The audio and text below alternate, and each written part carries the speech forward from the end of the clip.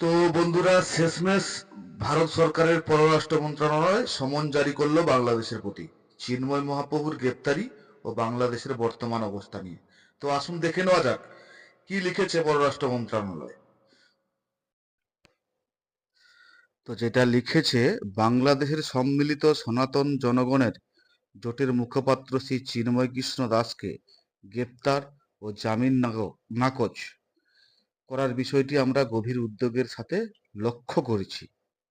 এই ঘটনাটি বাংলাদেশের চরমপন্থী দ্বারা হিন্দু এবং অন্যান্য সংখ্যালঘুদের ওপর একাধিক হামলার ওপর দায় বর্তায়। সংখ্যালঘুদের ঘরবাড়ি ও ব্যবসা প্রতিষ্ঠান অগ্নিসংযোগ, লুটপাটের পাশাপাশি চুরি ও ভাঙচুর এবং দেবতা ও মন্দিরে অপবিত্রতার একাধিক নথিভুক্ত ঘটনা ঘটেছে। এটা দুর্ভাগ্যজনক যে এই ঘটনার অপরাধীরা যখন বহালতবিতে রয়ে গেছে, তখনই শান্তিপূর্ণ সমাবেশের মাধ্যমে ন্যায্য দাবি পেশ করা এবং একজন ধর্মীয় নেতার বিরুদ্ধে অভিযোগ আনা উচিত।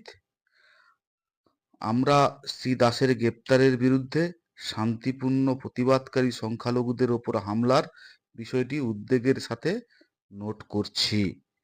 আমরা বাংলাদেশের কর্তৃপক্ষকে হিন্দু ও সকল সংখ্যালঘুদের নিরাপত্তা নিশ্চিত করার আহ্বান জানাই। তাদের শান্তিপূর্ণ সমাবেশ ও মত প্রকাশের স্বাধীনতার অধিকার রয়েছে। তো বন্ধুরা, আপনাদের কি মনে হয় এখন আর এসব সমন জারির সময় আছে? চারিদিকে সনাতনীদের ওপর হামলা, ফেনীর জগন্নাথ মন্দিরে আজকেই আগুন। আমি ভিডিওগুলো দিচ্ছি, আপনারা দেখে কমেন্ট করে জানাবেন ভারতের এই মুহূর্তে কি করা উচিত। দয়া করে আপনারা ভিডিওটি শেষ অবধি দেখবেন এবং শেষে কমেন্ট করে জানাবেন ভিডিওগুলো দেখার পর।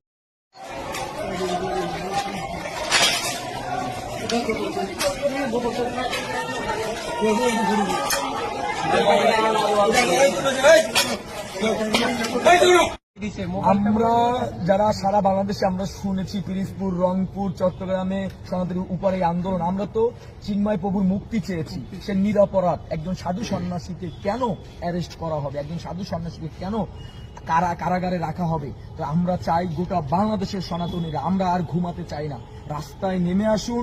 আপনাদের কাছে বিনীত অনুরোধ, আজ কোন দেশে বসবাস করছি, অসহায় জীবন নিয়ে বলছি। আমরা শান্তিপূর্ণ আন্দোলন করতেছিলাম শাহবাগে, সেখানে আমরা চিন্ময়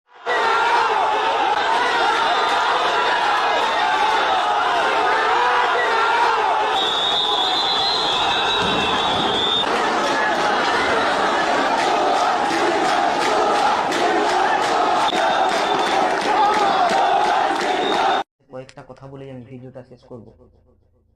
আবারও একটা মুক্তিযুদ্ধ হয়, যদি হয় হোক। এখন রয়েছে বাংলাদেশে শত কোটি মুজিবর।